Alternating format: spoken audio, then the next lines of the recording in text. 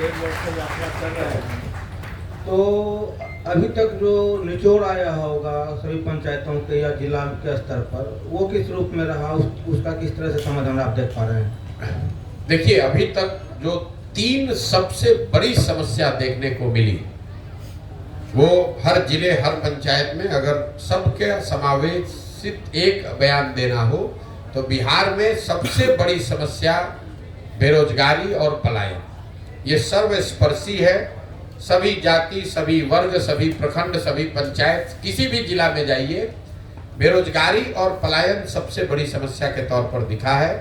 अब आप ये कह सकते हैं कि बेरोजगारी और पलायन एक बड़ा मुद्दा है, ये जानने के लिए इतनी बड़ी पदयात्रा करने की क्या जरूरत है? ये तो आप लोगों को बैठे बैठे मालूम है।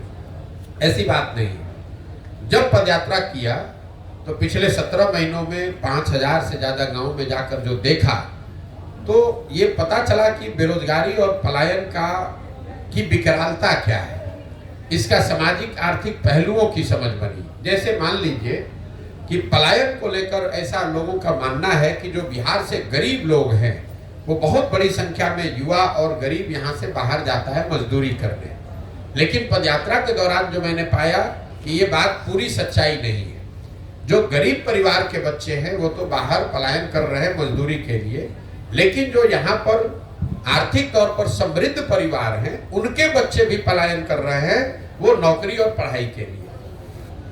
पलायन तो हर घर का बच्चा कर रहा है। गांव में अगर आप हम लोग जब जाते हैं तो करीब करीब 40 से 50% युवा, चाहे वो मजदूरी करने के लिए बाहर गया है या नौकरी पढ़ाई के लिए बाहर गया, बाहर तो सब गया है। दूसरा पता ये चला कि जिन प्रखंडों में बाढ़ का प्रभाव है, वहां पर ये पलायन का स्तर 70-80% भी हो सकता है। गांव में जब हम लोग जाते हैं तो बहुत बड़ी संख्या में महिलाएं, बुजुर्ग और छोटे बच्चे मिलते हैं, नवयुवक नहीं मिलते हैं। इसका एक सामाजिक पहलू आप देखिए। बहुत लंबे समय से ये पलायन की वजह से लोगों के मन में, समाज में परिवार की परिकल्पना ही धीरे धीरे ध्रुवी पड़ गई है। जैसे पहले परिवार की परिकल्पना में लोगों की समझ थी कि पति पत्नी, बाल बच्चे, माता पिता साथ में रहते हैं। अब शायद ही कोई ऐसा घर गांव में बचा है जहां ये 3 पीढ़ियों के लोग, पति पत्नी, बाल बच्चे, माँ बाप एक साथ रहते हैं। ऐसा कोई परिवार शायद ही मिलता है, क्योंकि पलायन इतनी बड़ी सच्चाई हो गई है जीवन की। लोगों ने मान लिया है कि जो जैसे लड़का 12 साल 15 साल का ज्यादा हुआ तो या तो पढ़ाई के लिए या रोजगार के लिए वो बाहर ही जाएगा, और लोगों को इसमें कुछ अटपटा नहीं लगता है। इसका सबसे बड़ा असर ये है इतने लंबे समय तक पलायन का, कि लोगों को इसमें कुछ अटपटा नहीं लगता है। लोग हमें देखने आते हैं, ये कहते हैं कि भाई आप 17 महीना से घर परिवार छोड़कर बाहर चल रहे हैं। उनको इस बात का एहसास नहीं होता है कि उनके घर के बच्चे, उनके घर के युवा सालों साल से उनको छोड़कर चले गए हैं, और साल में कभी 1 महीने 10 दिन 15 दिन के लिए कोई छठ में, ईद में, शादी विवाह में घर आता है। बाकी समय पूरे जिंदगी, जब तक आप नवयुवक हैं, जब तक शरीर में आपके दम है, तब तक आपको बाहर ही रहना है। जब बूढ़े हो जाइएगा तो आप वापस आइएगा, और आपके घर में जो जवान लड़का है वो बाहर जाएगा फिर मजदूरी करने। तो इसका सिर्फ विकरालता, इसके सामाजिक पहलू, साथ साथ इसका जो आर्थिक पहलू है। कई बार हम लोग बोलचाल की भाषा में कह जाते हैं कि बिहार के लोग बिहार में काम नहीं करता है, दिल्ली बॉम्बे में जाकर कुछ भी करने को तैयार है। ऐसी बात नहीं है। 2/3 से ज्यादा लोग जो पलायन कर रहे हैं वो मजबूरी का पलायन है। ये लोग 12 से 15 हजार रुपया महीना वहां कमाते हैं, और घर पर औसतन 6 से 8 हजार रुपया प्रति माह भेज पाते हैं। ये 6 से 8 हजार रुपया भेजने वाले लोग ये स्वेच्छा से नहीं गए हैं। संभव है कि पहली बार स्वेच्छा से गया हो, कोई एक बार घूमने के नजरिए से चला गया, लेकिन 2/3 से ज्यादा लोग जो पलायन किया है जिन लोगों ने, वो कहीं न कहीं आर्थिक सामाजिक मजबूरी से बाहर गए हैं। गांव में जब हम लोग पूछते हैं भाई क्यों गए हो, तो बताते हैं कि अगर नहीं जाएंगे तो हमारे बाल बच्चा खाना नहीं खा सकते, वो मजबूरी में गए। तो कई बार जब लोग बताते हैं बाहर लोग गया है नौकरी करने, ऐसी बात नहीं, वो मजबूरी में लोग जा रहे हैं। यही हाल कमोबेश बेरोजगारी का है। हम लोग को लगता है कि जो गरीब है, जो पढ़ा लिखा नहीं है या जो कम पढ़ा लिखा है, वो बेरोजगार है। बिहार में पिछले 18 महीने चलते हुए मैंने देखा कि जो गरीब है उसकी हालत तो फिर भी ठीक है, कम से कम कुछ मजदूरी कर सकता है। जो यहाँ पढ़ा लिखा या मध्यम वर्गीय समृद्ध परिवार है, उनके लिए बेरोजगारी, उनके बच्चों के लिए बेरोजगारी उससे भी बड़ी समस्या है। जो 10, 20, 25, 50 बीघा खेत का मालिक है, कोई छोटा मोटा रोजगार व्यापार गांव में कर रहा है, वो लोग भी चल कर आते हैं और लिटरली हाथ जोड़ने को तैयार है कि भैया 20,000 का नौकरी हमारे बच्चे को कहीं दिलवा दीजिए। नौकरी की इतनी यहाँ बेरोजगारी की समस्या है। तो बेरोजगारी और पलायन ये सर्वस्पर्शी सबसे बड़ी समस्या दिखी। दूसरी जो सबसे बड़ी समस्या दिखी वो है शिक्षा व्यवस्था का ध्वस्त होना। ये एक दूसरा पहलू मैंने देखा जिसमें समाज का हर वर्ग, चाहे आप पढ़े लिखे हैं, अनपढ़ हैं, अगड़े हैं, पिछड़े हैं, हिंदू, मुसलमान, महिला, पुरुष, गरीब, अमीर, हर व्यक्ति ये कह रहा है कि बिहार में शिक्षा व्यवस्था ध्वस्त हो गई है। बिहार में शिक्षा की व्यवस्था बहुत अच्छी कभी नहीं थी। हम खुद सरकारी स्कूल से बिहार में पढ़े हैं, लेकिन पहले हर प्रखंड में, अनुमंडल में, जिले में 2, 4, 5, 10 स्कूल ऐसे जरूर थे जहां अगर आपने पढ़ाई कर ली, कॉलेज में चले गए तो आपका जीवन सुधर सकता था। आप साइंस कॉलेज पहुंच गए, पटना कॉलेज पहुंच गए तो आपका जीवन सुधर जाएगा। आज की जो स्थिति है इसमें कहीं पर वो व्यवस्था बची ही नहीं है। कई बार लोगों को लगता है कि शिक्षा व्यवस्था इसलिए खराब है कि भैया स्कूल में खिचड़ी बट रहा है। कुछ लोग ये कहते हैं कि शिक्षकों की गुणवत्ता खराब हो गई। मैं आपको बता रहा हूं ये दोनों बात में पूरी सच्चाई नहीं है। अगर सिर्फ खिचड़ी बांटने से शिक्षा व्यवस्था बिहार में खराब होती तो लोग ये ध्यान नहीं देते हैं कि 8वें क्लास से ऊपर के जो स्कूल हैं, विद्यालय हैं या कॉलेज है, उसमें तो खिचड़ी नहीं बट रहा है। वहां पर पढ़ाई क्यों नहीं हो रही? आपने अगर कहा कि नियोजित शिक्षकों की गुणवत्ता की वजह से शिक्षा व्यवस्था खराब हो गई, तो पटना साइंस कॉलेज में, पटना कॉलेज में पढ़ाई क्यों नहीं हो रहा है? सीएम साइंस कॉलेज दरभंगा में पढ़ाई क्यों नहीं हो रहा है? लंगट सिंह कॉलेज में पढ़ाई क्यों नहीं हो रहा है? वहां पर तो नियोजित शिक्षक नहीं है। पढ़ाई की व्यवस्था इसलिए खराब हुई है कि जो मेरी समझ बनी 18 महीनों में, कि कहीं ना कहीं सरकार और समाज, मैं अंडरलाइन कर रहा हूं समाज को भी, सरकार और समाज दोनों की प्राथमिकता में शिक्षा अब रह ही नहीं गई है। किसी को चिंता ही नहीं है कि पढ़ाई होनी चाहिए। सरकार ने एक व्यवस्था बना दी, समता मूलक शिक्षा नीति के नाम पर हर गांव, हर पंचायत में 2-4 गो बिल्डिंग बना दिया गया। नतीजा क्या हुआ?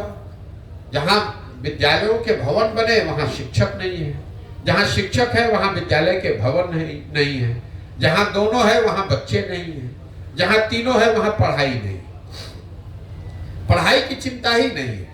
समता मूलक शिक्षा नीति बनाने के नाम पर हर जगह विद्यालय बना दिया गया, शिक्षकों को बहाल कर दिया गया और पढ़ाई की चिंता सरकार ने बिल्कुल छोड़ दी।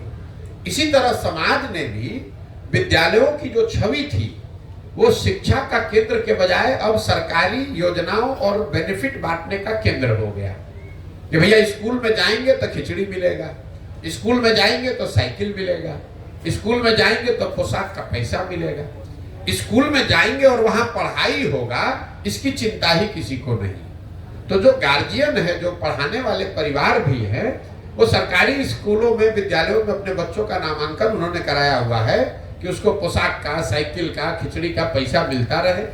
और अगर पढ़ाना है तो उसके लिए बगल के प्राइवेट स्कूल के कोचिंग में, ट्यूशन में नाम लिखवाया है। यही हाल कमोवेश कॉलेज का है। कॉलेज की जो छवि है बिहार में, वो सिर्फ डिग्री पाने का केंद्र है।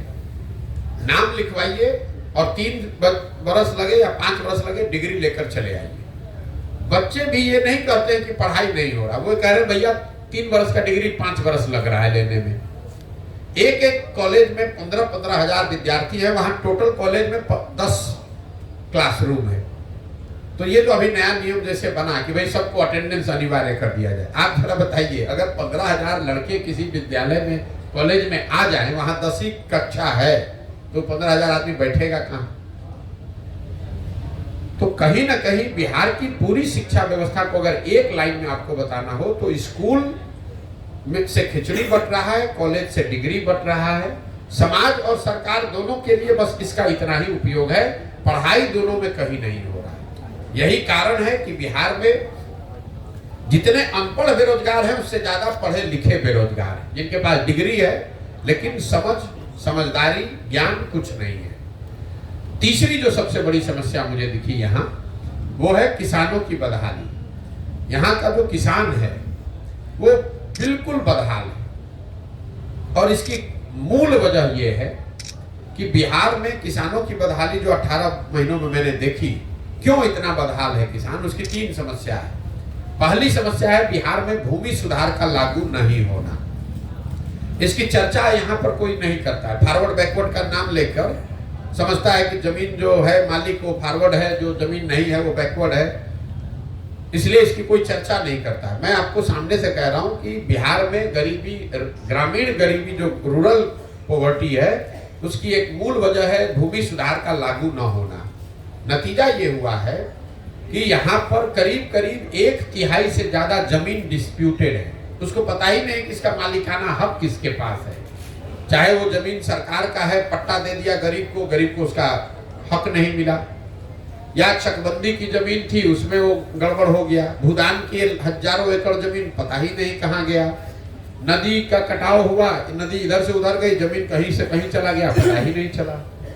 और पूरी जो ये राजस्व डिपार्टमेंट है, ये कर्मचारी और कर्मचारियों के साथ जुड़े हुए 4-5 दलाल, जिसको गांव देहात में लोग अटर्नी कहते हैं, इसी पर टिका हुआ है। सरकार के पास लैंड का रिकॉर्ड, उसका मालिकाना हक, उसमें जो जेनरेशनल चेंज है कि भैया बाबूजी नहीं रहे तो किनको मिलना चाहिए, वो हुआ ही नहीं।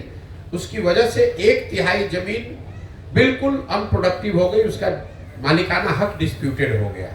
तो पहली समस्या है किसानों की, यहाँ जमीन का मालिकाना हक भूमि सुधार नहीं होने की वजह से नहीं बना, इसलिए भूमि में उसके जो प्रोडक्टिविटी के लिए इन्वेस्टमेंट होना चाहिए, बोरिंग लगना चाहिए, सिंचाई की व्यवस्था होनी चाहिए, खाद, वो कोई कर ही नहीं रहा है। दूसरी किसानों की जो बड़ी समस्या है वो है जल कुप्रबंधन। अब इससे कोसी में आप लोग रहते हैं, आपसे ज्यादा तो कोई नहीं जानता है कि पानी का जो कुप्रबंधन है, बाढ़ बहुत बड़ी समस्या है, इसकी खूब चर्चा भी होती है।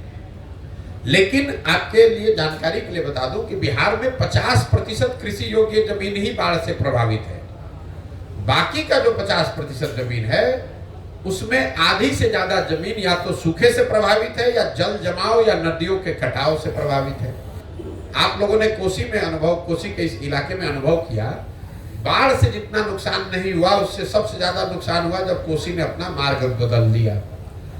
नेपाल से लगते हुए जितने बिहार के जिले हैं, वहां गांव-गांव जब हम लोग गए तो पता चला कि बाढ़ तो जब आता है तब आता है, जो नदी आते हैं नेपाल से, छोटी छोटी नदियां हैं, वो हर साल एक नया रास्ता बनाकर आती है, और एक बार रास्ता बदला तो 2-4-5 पंचायत का जमीन परमानेंट खराब हो गया। यही हाल कमोवेश जब आप गोपालगंज से चलिएगा, तो गोपालगंज में, सिवान में, छपरा में, वैशाली में, मुजफ्फरपुर, दरभंगा में, समस्तीपुर में, बेगूसराय में, हर पंचायत में सैकड़ों एकड़ जमीन ऐसी है जो वहां जल जमाव की समस्या है, वहां से पानी निकलता ही नहीं। जो चवर जिसको लोग कहते हैं, लख कहते हैं, कई जगह मन भी लोग कहते हैं, पानी लग गया तो वहां अब वो पानी निकलता ही नहीं है। तो या तो वहां एक फसल हो रहा है या वो भी नहीं हो रहा है। तो जितनी बड़ी समस्या बाढ़ की है, उतनी ही बड़ी समस्या सूखे की, जल जमाव की और नदियों के कटाव की भी है। सड़क पर आप चलते हैं तो एक साइड पानी लगा हुआ है इसलिए खेत नहीं हो रहा है, दूसरे साइड सूखा पड़ा हुआ है इसलिए खेती नहीं हो रहा है। तो जो जल, पानी जो बिहार के सबसे बड़ी ताकत, संपदा हो सकती थी, वो आज हम लोग के लिए अभिशाप बनी हुई है। और तीसरी जो सबसे बड़ी समस्या है किसानों की, वो है यहाँ पर अनाज का सही भाव न मिलना। इन सारे परेशानियों के बावजूद जो बिहार में किसान पैदा कर रहा है, उसको उसका कीमत ही नहीं मिल रहा है। एक आर्थिक सर्वेक्षण अभी किया गया है जिसमें ये बताया गया है कि बिहार जैसे राज्य में किसानों को उनके फसल का उचित मूल्य न मिलने की वजह से करीब करीब यहाँ के किसानों को हर साल 20,000 करोड़ रुपए का नुकसान हो रहा है। 20,000 करोड़ रुपए का नुकसान हर साल बिहार के किसानों को हो रहा है। जैसे धान का कीमत है 2090 रुपया, और पूरे बिहार में धान अभी बिका 1600 रुपया, 1700 रुपया में। गन्ने का कीमत है करीब 2100 रुपया, गन्ना बिक रहा है 1600। मकई का कीमत है 2100 रुपया, बिक रहा है 1600 में, 1700 में। कमोवेश सारे फसल के लिए, क्योंकि यहाँ कोई सहकारिता की व्यवस्था है नहीं, बाजार समिति है नहीं, एफपीओ है नहीं और प्राइवेट फैक्ट्री रोजगार है नहीं, तो आखिर किसान जो है वो बेचेगा किसको? सिर्फ बिचौलियों को बेच रहा है और वो 30% 40% नुकसान करके बेच रहा है। तो ये तीन जो समस्या है, भूमि सुधार का लागू न होना, जल संसाधन का कुप्रबंधन और तीसरा किसानों के फसल का दाम का न मिलना, इन तीन वजहों से बिहार के किसानों की बदहाली है। आपने जो सवाल किया था कि जो सबसे बड़ी समस्या क्या है, यही तीन समस्या मुझे अभी तक, बेरोजगारी और पलायन, शिक्षा व्यवस्था का ध्वस्त होना और किसानों की बदहाली, ये हर जिले हर पंचायत में अभी तक सामान्य रूप से हर वर्ग में सुनने को मिली है। बाकी तो हर जिले की हर पंचायत की अलग अलग समस्या है, लेकिन ये समस्या हर जगह है। सर, प्रशांत किशोर जी का नाम हमेशा रणनीतिकार में आता है, किसी पार्टी को जिताने के नाम से नाम आता है, तो किन्हें जिताने के लिए पद यात्रा निकली है? बिल्कुल, आप मेरी जो पहचान है, जो आप जिसको रणनीतिकार बता रहे हैं, ये आपको लग रहा है कि हमने कोई वो काम छोड़कर दूसरा काम शुरू किया है। हमारी नजर में हम वही काम कर रहे हैं। फर्क बस इतना है कि पहले ये रणनीति मैं किसी दल या नेता के लिए बनाता था, अब ये रणनीति मैं बिहार की जनता के लिए बना रहा हूँ। पहले ये सुझाव दल के नेताओं को बता देते थे, अब ये सुझाव बिहार की जनता को दे रहे हैं। पहले ये व्यवस्था, ये मदद दल के कार्यकर्ता को कर रहे थे, अब ये सुझाव, ये व्यवस्था, ये मदद बिहार के समाज के उन लोगों के लिए कर रहे हैं जो नया दल बनाना चाहते हैं, इस व्यवस्था को बदलना चाहते हैं कि भैया हम जुड़े, हम भी कंधा लगाएंगे, हम भी बिहार में को सुधार के लिए प्रयास करना चाहते हैं, उनको ये मदद कर रहे हैं। तो आपका जो सवाल है किसको जिताना चाह रहे हैं, इसका पूरा लक्ष्य है बिहार की जनता को जिताने के लिए ये काम शुरू किए हैं।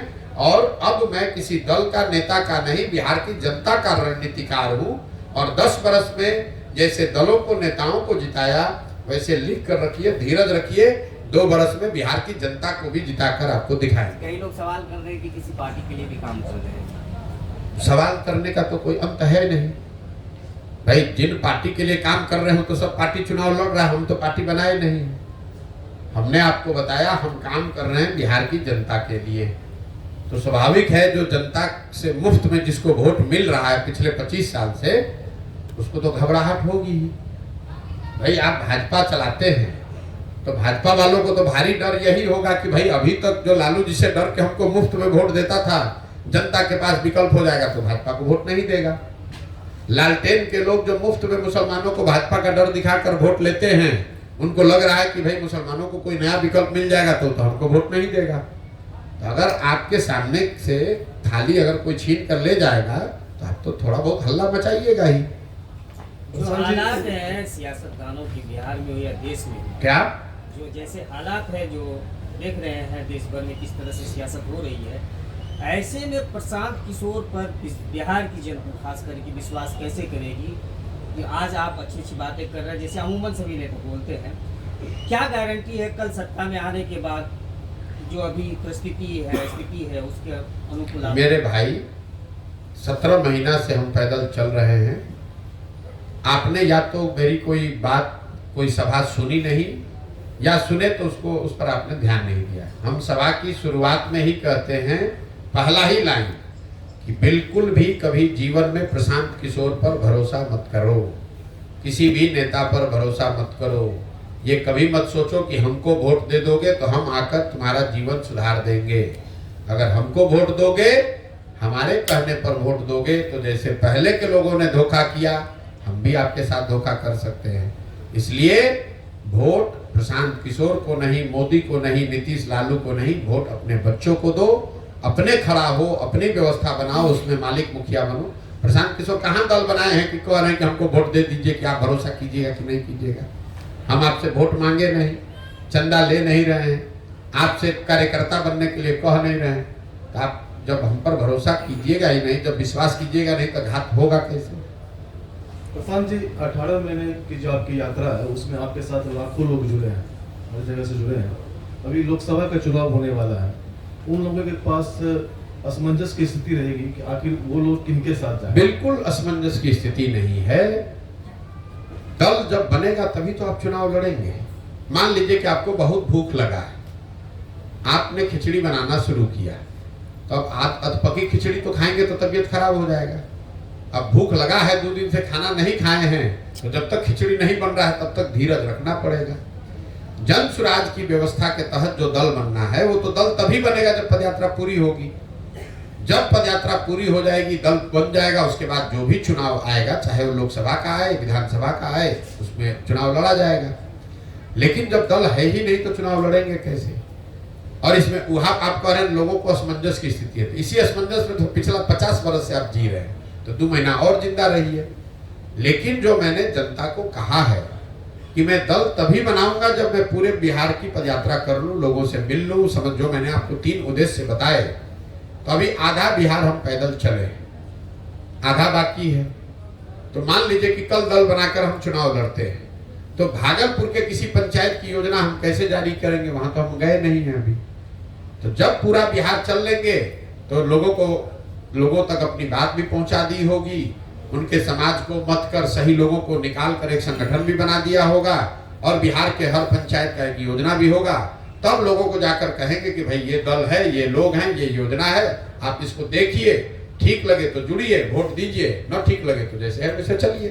प्रशांत जी, मैं इमरान व्यावर्स न्यूज़ से, आपने कुछ समय पहले बोला था कि मेरी विचारधारा कांग्रेस के करीब है। अगर कांग्रेस आपको ऑफर देती है तो क्या उससे आप जुड़ेंगे या फिर आप इस पर क्या? आप लोग का ये 2+2 जोड़ना जो है, सवाल ये पूछा गया कि आपकी विचारधारा क्या है। मैंने ये बताया कि अगर हम गांधी को लेकर चले हैं, गांधी के सोच से प्रेरित होकर ये पूरा अभियान चला रहे हैं, तो विचारधारा के आधार पर हमारी विचारधारा वही होगी जो गांधी ने बताया होगा। और इस विचारधारा को आज की कांग्रेस वो दावा करती है कि we represent this ideological space. तो मैंने ये कहा कि अगर मुझे आप किसी में फिट करना चाहेंगे तो मेरी विचारधारा वो विचारधारा होगी जो आज कांग्रेस रिप्रेजेंट करने का दावा कर रही है। मैंने ये नहीं कहा कि कांग्रेस उस विचारधारा को रिप्रेजेंट करती है। जिस विचारधारा को कांग्रेस रिप्रेजेंट करने का दावा कर रही है उसी विचारधारा के करीब मैं अपने आप को पाता हूं, क्योंकि वही विचारधारा महात्मा गांधी की विचारधारा है और उसी से प्रेरित होकर पूरा ये जन स्वराज अभियान चलाया गया है। आप अभी ये सुने हैं, हम जब से पदयात्रा शुरू किए हैं तब से कह रहे हैं कि ये पूरा जो जन स्वराज अभियान है ये कहीं ना कहीं आजादी से पहले, अब आजादी से पहले वाला लाइन मिटा मत दीजिएगा, आजादी से पहले की जो कांग्रेस थी, जो महात्मा गांधी की कांग्रेस थी, उस राजनीतिक व्यवस्था, उस विचारधारा को, उस तरह के दल को पुनर्जीवित करने का प्रयास है, अभियान है। और उस नजरिए से आज जो कांग्रेस दावा कर रही है उसी विचारधारा के करीब आप हमको पाएंगे। इसमें ज्वाइन करने या छोड़ने, भाई कांग्रेस तो बिहार की दुर्दशा के लिए सबसे बड़ी जिम्मेवार पार्टी अगर कोई रही है तो कांग्रेस रही है। लालू जी तो बिहार में एक ही बार अपने दम पर जीत कर आए, बाकी टाइम तो कांग्रेस के ही बैसाखी से वो उन्होंने सरकार चलाई। और कांग्रेस ने 25-30 सांसदों के लालच में कि दिल्ली में बिहार से 25-30 सांसद जीत के जाता रहे, इसलिए उन्होंने बिहार को लालू जी के हवाले करके छोड़ दिया। ऐसा तो है नहीं कि कांग्रेस को पता नहीं था उस समय कि बिहार में क्या हो रहा है, या बिहार पिछड़ रहा है, या बिहार की जनता गरीब है, पलायन कर रही है, मजदूरी नहीं मिल, इनको रोजगार नहीं मिल रहा है। इन सब के बावजूद कांग्रेस ने यहाँ लालू जी का शासन चलवाया क्योंकि उनको 20-30-40 सांसदों का लालच था। यही काम आज भाजपा कर रही है। आपको क्या लगता है कि पूरे देश में दूसरे दलों को तोड़कर खरीद कर सरकार बनाने वाली भाजपा बिहार में सबसे बड़ा दल होने के बाद भी सरकार नहीं बनाती है? क्यों? क्योंकि उसको यहाँ से 35-40 सांसद चाहिए और उसको भी मालूम है कि नीतीश कुमार कुछ कर नहीं रहे। उसके लोगों ने, उनके नेताओं ने क्या बयान दिया है, अमित शाह ने क्या कहा, माननीय मोदी जी ने क्या कहा नीतीश कुमार के बारे में, किसी से छुपा हुआ नहीं। अभी 2 महीना पहले तो लोग चिल्ला चिल्ला के कह रहे थे कि बिहार को बर्बाद कर दिया। फिर नीतीश कुमार को क्यों बनाया? इसलिए बनाया है कि बिहार में समीकरण बनाकर 30-35 सांसद जीते। सांसद हम लोग का बिहार से जाता रहे, बिहार का जनता भोग रहा है तो भोगे, बिहार का जनता भीख मांग रहा है, भीख मांगे, हम लोग के बच्चे जाकर गाली खाएं, मजदूरी करें, तो उससे कोई फर्क नहीं है। मोदी जी बिहार में इतने बड़ी संख्या में लोग भाजपा को, मोदी जी को वोट दे रहे हैं। कोई नहीं पूछ रहा है कि मोदी जी रोज गुजरात जा रहे हैं इन्वेस्टमेंट सबमिट करने के लिए, 1 लाख करोड़ का बुलेट ट्रेन बना रहे हैं, गुजरात में तरक्की हो रही है। गुजरात से बीजेपी का MP जीता 26। आप मुझे बता दीजिए 10 वर्ष में मोदी जी एक दिन बिहार आए हों कि भैया बिहार में भी इन्वेस्टमेंट सबमिट होना चाहिए। मान लीजिए कि यूपी में 10 लाख, अभी कल आए थे शायद, 10 लाख करोड़ का कह रहे हैं कि इन्वेस्टमेंट हो रहा है। मान लीजिए हम लोग बिहार गरीब राज्य, हम लोग 50,000 करोड़ का ही इन्वेस्टमेंट के लिए आ जाते, 10 वर्ष में एक बार भी नहीं आए। लेकिन यहाँ की जनता बेवकूफी में या समझिए ना समझी में उसी मोदी जी को जाके वोट दे रही है या मजबूरी में वोट दे रही है, और इसीलिए हम लोग के बाल बच्चे भोग रहे हैं। एक बड़ा सवाल है सर, विश्वास यात्रा तेजस्वी यादव जी कर रहे हैं और पदयात्रा प्रशांत किशोर यादव जी भी कर रहे हैं। उधर गांधी जी के विचारधारा से जुड़ करके राहुल गांधी जी भी कर रहे हैं। तो क्या लगता है प्रशांत किशोर कहाँ, पदयात्रा किस रूप में? आपका सवाल ही नहीं समझे, लेकिन अगर आप कह रहे हैं कि बहुत यात्रा हो रही है तो पुनः दोबारा लोकतंत्र है, हर आदमी अपना प्रयास करने के लिए स्वतंत्र है। ना सवाल आपका समझ लिए, आप इतना ना उसको घुमा दिए कि आप खुद ही नहीं बता पा रहे कि आप क्या पूछना चाह रहे हैं। लोकतंत्र है, दलों को, नेताओं को हर तरह का पब्लिक के बीच में जाकर प्रयास करने का की स्वतंत्रता है। फर्क समझिए, राहुल गांधी कांग्रेस के नेता हैं और वो कांग्रेस के लिए वोट मांग रहे हैं और उसके लिए पदयात्रा कर रहे हैं। तेजस्वी यादव अभी कल तक उप मुख्यमंत्री थे, वहां से झटक कर नीतीश कुमार ने किनारे लगा दिया, तब उनको जनता का याद आ रहा है। प्रशांत किशोर का कोई दल नहीं है, प्रशांत किशोर वोट नहीं मांग रहे हैं, प्रशांत किशोर ये नहीं कह रहे हैं कि हमको जिताकर मुख्यमंत्री बना दीजिए। प्रशांत किशोर ये अभियान चला रहे हैं बिहार की जनता को ये बताने के लिए कि तुमने सबकी चिंता की, तुमने जात की चिंता की, तुमने राष्ट्रवाद की चिंता की, तुमने विचारधारा की चिंता की, तुमने सामाजिक न्याय की चिंता की, तुमने लालू यादव की चिंता की, उनके बच्चे की चिंता की, तुमने मोदी की चिंता की। अब समय आ गया है, एक बार अपने बच्चों की चिंता कर लो, क्योंकि तुम्हारे बच्चे जब नहीं पढ़ेंगे, तुम्हारे बच्चे जब तक मजदूर अनपढ़ रहेंगे, तब तक चाहे मोदी बन जाए, लालू बन जाए, प्रशांत किशोर बन जाए, तुम्हारा और तुम्हारे परिवार का भला नहीं होगा। तो पदयात्रा के उद्देश्य में फर्क है। दूसरा, इसकी शुद्धता में फर्क है। ये पदयात्रा है तो हम 17-18 महीने से घर परिवार छोड़कर पदयात्रा ही कर रहे हैं। ऐसा नहीं है कि एक दिन रैली करने चले गए, एक दिन चुनाव लड़ रहे हैं। 18 महीना से घर परिवार छोड़कर पदयात्रा ही कर रहे हैं, गांव में ही रहते हैं। आप देख रहे हैं, हाँ आपसे भी मिलने आए हैं तो किसी होटल सर्किट हाउस में नहीं गए हैं। और दूसरा, इस पूरी व्यवस्था में कोई सुरक्षा, कोई सिपाही, कोई हवलदार नहीं है। गांव-गांव पैदल ही जाते हैं। कोई भी व्यक्ति जो चाहे वो आकर मिल सकता है, बात कर सकता है, धक्का दे सकता है, गाली दे सकता है, आशीर्वाद दे सकता है। ये फर्क है। ये जो लोग पदयात्रा जिनकी आप चर्चा कर रहे हैं, मैंने पहले भी कहा था, नीतीश कुमार ने एक यात्रा की थी। इनको खुली चुनौती दे रहे हैं कि अपने अगल बगल सुरक्षा ये हटा दें और किसी एक गांव पंचायत में पैदल चल के दिखा दें। इनका दम नहीं है कि एक पंचायत या एक गांव में बिना सुरक्षा के, बिना अपने लाभ का दल बल के एक गांव में ये लोग चल के दिखा दें। नीतीश कुमार मुख्यमंत्री हैं ना भाई, उनको खुली चुनौती मैंने दे रखी है कि आप एक पंचायत में खाली पैदल चल के दिखा दीजिए। मेरे भाई, इनका दम नहीं है।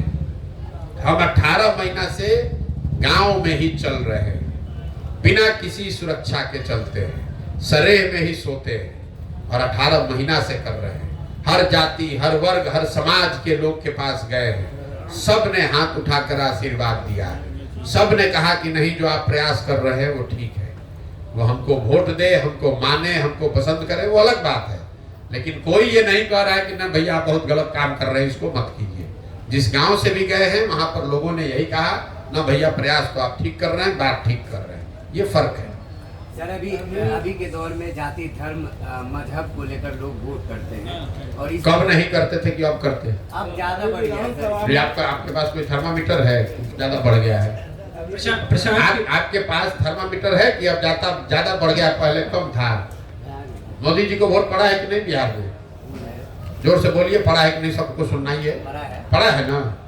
तो मोदी जी के जाति के यहाँ कितना आदमी रहता है मधेपुरा बिहार में, जरा बता तो दीजिए। अभी तो आप बोले कि सब लोग जाते पर वोट दिया है। पहले एक बात पर अड़े रहिए, आपने कहा कि हर आदमी बिहार में जाति पर ही वोट दे रहा है। पूरा क्वेश्चन सुन लिए क्वेश्चन रोज है। अरे 18 महीने से यही सवाल रोज सुनते हैं। बिहार में आदमी को सवाल इससे ज्यादा कुछ आता ही नहीं है, यही 4 सवाल पड़ता है, भैया जाति पर वोट पड़ता है, आप कैसे निपटिएगा। अरे आप पत्रकारिता करते हैं तो हमको भी तो थोड़ी बहुत समझ होगी। पहला सवाल आदमी छूटते जिसको राजनीति का आर अभी सीखता है तो यही सवाल करता है, ए भैया बिहार में तो बड़ा जात है, आप इससे कैसे निपटिएगा। तो मेरे भाई उसको जवाब मेरा यही होता है कि यही बता दो कि अगर आपको लगता है कि हर आदमी जाति पर ही वोट देता है तो मोदी जी को बिहार में वोट दे कौन रहा है। मान लीजिए कि आपने कहा, दूसरे सवाल पर आते हैं, हम तो कह रहे सवाल सुने नहीं, कहेंगे ना हमको तो धर्म पर हिंदू मुसलमान के नाम पर दिया, यही कह रहे हो ना, चलो छोड़ दो। मुसलमान यहाँ 18% रहता है, वो लालू जी को वोट देता है, ओवैसी को वोट नहीं दिया। वो लालू जी को काहे वोट दिया, ओवैसी को काहे नहीं दिया। विधानसभा में जो पूछ रहे हैं वो बताओ, लालू जी को मुसलमान वोट क्यों देता है, तो उनके जाति का नहीं है। काहे जबरदस्ती का ज्ञान, जब एक होता है सवाल, एक होता है तर्क और दूसरा होता है कुतर्क। आपने कहा जाति धर्म, भाई जाति धर्म पर वोट बिहार में भी पड़ता है, पूरे दुनिया में पड़ता है, इसमें नई बात क्या है। आप बिहार के होने के नाते आपको एक बिन मांगी सुझाव दे देता हूं, इस चक्कर में मत पड़िए। ये बाहर जो बिहार के लोगों को नीचा दिखाते हैं, उन्होंने ऐसा आपके हमारे दिमाग में बैठा दिया है कि बिहार इसलिए पिछड़ा है कि यहाँ पर जाति बहुत है। आप गए हैं गुजरात, कर्नाटक, आप चुनाव कराए हैं कभी बंगाल में, तमिलनाडु में, वहां जाति नहीं है। गुजरात में जाति नहीं है, लिंगायत बोकालिका कर्नाटक में नहीं है, माला मडिगा रेड्डी टम्मा आंध्रा में नहीं है। वहां का आदमी को कोई जाति के लिए दोष दे रहा है। आप बिहार में गरीब हैं, मजदूर हैं, इसलिए आपको जातिवाद बताया जा रहा है। यूपी में जाति नहीं है। यहाँ का जो पत्रकार पढ़ा लिखा समाज है वो भी इस चक्कर में पढ़ के अपने ही से कहता है भैया यहाँ जाति बहुत है, यूपी में जाति नहीं है। कभी पूछे हो जाके सवाल ये आप जाके उत्तर प्रदेश में, तो यहाँ काहे पूछते हो भाई। ये बिहार के और बिहार के लोगों के प्रति जो दुराग्रह बैठा दिया गया है लोगों के दिमाग में कि बिहार इसलिए गरीब है। अरे बिहार इसलिए गरीब है कि कांग्रेस ने यहाँ पर काम नहीं किया। बिहार इसलिए गरीब है कि लालू यादव यहाँ 15 वर्ष जंगल राज चला रहे थे तो कांग्रेस उसमें सहभागी थी। बिहार इसलिए गरीब है कि मोदी जी को गुजरात का ज्यादा चिंता है, बिहार का कम चिंता है। बिहार इसलिए नहीं गरीब है कि यहाँ जाति ज्यादा है। इसलिए मुझे गुस्सा आ रहा है कि आप पढ़े लिखे व्यक्ति हो और बिहार के होने के बाद अपने मुंह पर कीचड़ लगा रहे हो बिना किसी वजह के। समझते हो नहीं। आपको कोई दूसरा कहता, तो अगर कोई आदमी आकर गुजरात का कहता कि भाई बिहार में जाति बहुत है, तो आपको ये कहना चाहिए कि अगर बिहार में जाति बहुत है तो गुजरात के आदमी को बिहार में कैसे आदमी वोट दे रहा है। तो आप लोग उल्टे अपनी बात कर रहे हैं, भैया हम लोग यहाँ जाति बहुत है इसीलिए गुजरात में जाते हैं तो आपको 4 लात मारता है, इसीलिए आप तमिलनाडु में जाते हैं तो आपको हमको गाली देता है। यहाँ के आदमी को समझ ही नहीं है। जमीन पर पड़ा हुआ कीचड़ अपने मुंह में लगा कह रहा है कि हमारा मुंह में देखो कीचड़ लगा है।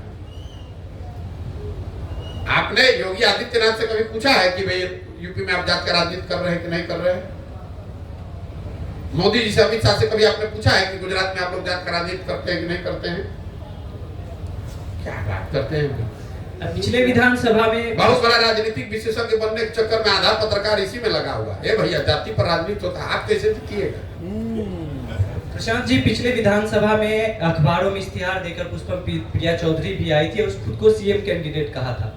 गांव में ये भी चर्चा है कि प्रशांत किशोर अभी पदयात्रा कर रहे हैं, भविष्य में ये भी ऐसा कर सकते हैं। लेकिन आपने पहले भी कह दिया है कि आप मुझे वोट मत दीजिए, विश्वास मेरे पे मत कीजिए। लेकिन पहला सवाल ये है कि अखबार में इश्तिहार देकर आपने पदयात्रा किया, भविष्य में ये पार्टी भी बन सकती है और चुनाव भी लड़ेंगे। तो चुनाव तो गाँव के लोग लड़ेंगे जिसे आप चूज कर रहे हैं, लेकिन जो गांव में आपकी यूथ क्लब बन रही है उसमें अभी लोग नहीं जुड़ पा रहे हैं, प्रशांत किशोर की रणनीति को उनके बारे में नहीं जान पा रहे हैं। नहीं जान पा रहे तो नहीं जान पा रहे, आप काहे घबरा रहे? लोग ऐसा सोचते हैं सीएम कैंडिडेट। आप काहे घबरा रहे इतना? आप इतना घबराहट में हैं। मुश्किल ये है कि हमसे ज्यादा घबराहट यहाँ के पत्रकारों को है। मान लीजिए नहीं जुड़ रहा है, हमको जोड़ने में 10 वर्ष लगेगा, हमको घबराहट ही नहीं, आप काहे घबराए जा रहे हैं? यूथ क्लब क्यों बनाया गया है ये तो आपको मालूम है नहीं। यूथ क्लब इसलिए बनाया गया है कि अगले 5 वर्ष में 10 वर्ष में जो बिहार की राजनीति पर 1250 परिवारों ने कब्जा किया हुआ है, इसको तोड़ने के लिए नए युवाओं को चिन्हित किया जाए, उनको प्रशिक्षित किया जाए, उनको मुखिया, सरपंच, विधायक बनाया जाए। तो एक दिन में तो बनेगा नहीं। क्या जोड़ने के लिए क्या वो रैली निकालना है क्लब में, क्यों नहीं निकल रहा है? आप जो कह रहे नहीं जुड़ रहा है, इसका मतलब क्या है? मतलब क्लब में आप क्या होता है तो आप कहते कि जुड़ रहा है, और क्या नहीं हो रहा है आपकी नजर से? अमूमन आपका बोर्ड लगभग हर कई जगह पर देखने को मिला, लेकिन तो अच्छा है खराब है? अच्छा है, हाँ। लेकिन वहाँ पर लोग जो है सक्रिय नहीं, कई बार तो लोग के सक्रिय होने के लिए बना ही नहीं गया है। अभी यहाँ यूथ क्लब की बैठक होगी, उसमें पहले देखिए, आप लोग पत्रकार हैं, सवाल करने आते हैं, तो थोड़ा सा रिसर्च करके आएंगे, थोड़ा पढ़ के आएंगे। यूथ क्लब की परिकल्पना क्या है? बिहार के 1 लाख बच्चों को, ऐसे बच्चों को जिनके माता पिता बड़े घर के नहीं हैं, ऐसे बच्चों को जिनके माता पिता विधायक, मुखिया, सरपंच नहीं हैं, ऐसे बच्चों को जिनमें राजनीतिक सामाजिक पहचान बनाने की, काम करने की क्षमता है, जज्बा है, ऐसे बच्चों को चुना जाए, चिन्हित किया जाए, उनको प्रशिक्षित किया जाए, उनको साधन दिया जाए, मदद किया जाए। तो आज अगर चिन्हित करना शुरू करेंगे तो आपको बोर्ड दिख रहा है। अब उन बच्चों का प्रशिक्षण होगा, वो बच्चे समाज में साल, 2 साल, 5 साल, 10 साल काम करेंगे, तब ना आपको कुछ दिखेगा। आज आप पौधा लगा रहे हैं, आप कह रहे भैया उसमें आम का फल नहीं दिख रहा है, तो भैया आज पौधा लगाए हैं तो फल कैसे उसमें दिखेगा? आज तो पौधा ही लगा है ना। जब वो पेड़ होगा तभी तो समय पर उसमें फल आएगा। चलिए भैया, को लेकर के एक सवाल ले लिया जाएगा। सीधे सीधे एक सवाल है कि आपसे पहले पूछा भी जा चुका है, आप तो राजनीतिक दल बनाएंगे, चुनाव आ गया नजदीक, लेकिन क्या अभी प्रशांत किशोर तटस्थ ही रहेंगे इस लोकसभा चुनाव के लिए? भैया मैं बिल्कुल तटस्थ नहीं हूँ, मैं जनता के साथ खड़ा हूँ, और मैंने अपने लिए जो भूमिका तय की है कि मुझे गांव-गांव जाकर लोगों को ये समझाना, बताना है, वो काम हम कर रहे हैं। तटस्थ कहाँ? हम तटस्थ रहने वाले लोगों में से नहीं हैं। हम घर पर नहीं बैठे हैं, गांव-गांव जाकर इन लोग का कलई खोल रहे हैं, इनको बता रहे हैं जनता को कि देखो कैसे तुमको जात के नाम पर, धर्म के नाम पर, राष्ट्रवाद के नाम पर, भारत पाकिस्तान, हिंदू मुसलमान के नाम पर तुमको बरगलाया जा रहा है, तुमसे मुफ्त में वोट लिया जा रहा है, सजग हो जाओ। अब आप कह रहे हैं सजग हो जाएगा तो क्या करेगा? तो जब सजग होगा तभी ना अपने लिए कोई व्यवस्था बनाएगा। उसके जीवन का ये पहला और अंतिम चुनाव नहीं ना है। पहले सजग होना जरूरी है, जब सजग होगा तो अपने आप नई व्यवस्था भी बना लेगा। बहुत बहुत धन्यवाद। भाजपा के 400 के दावे में कितना दम है? उनसे जाके पूछिए।